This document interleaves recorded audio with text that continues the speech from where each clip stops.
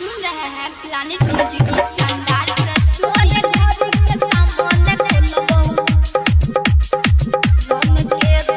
Music director टुनटुन बाबू सलहा हाजीपुर वैशाली।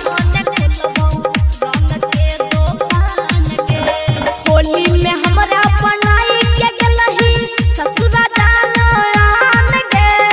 होली में हमरा बनाई के गलही ससुरा जान आन गे। तोरे घर के सामने खोलबो रंग के दुकान गे। तोरे घर के सामने खोलबो रंग के दुकान गे। होली में हमरा बनाई के गलही ससुरा जान आन गे। होली में हमरा बनाई के गलही ससुरा जान आन गे।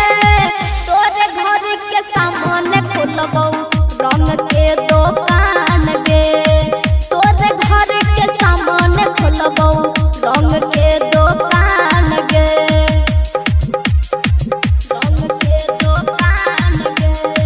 तोरे घर के सामने खोलबो। म्यूजिक डायरेक्टर टुनटुन बाबू सलहा हाजीपुर वैशाली। रंग के दुकान गे। रंग खरीदे के बहाना अइहा तू हमरा दुकान पर। ललका पियर का रंग के देबौ तोरा हम कमे दाम पर। तोरा से हमरा इहे बहाना हो जतै मुलाकात गे। तोरे घर के सामने खोलबौ रंग के दुकान गे। तोरे घर के सामने खोलबौ रंग के दुकान गे। रंग के दुकान गे। तोरे घर के सामने खोलबौ।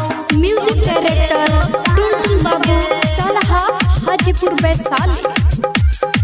रंग के दुकान गे।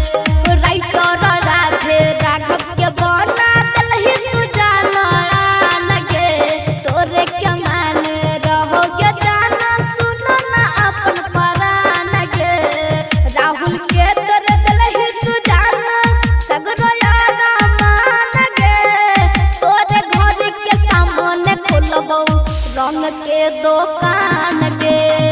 तोरे घर के सामने खोलबौ रंग के दुकान गे।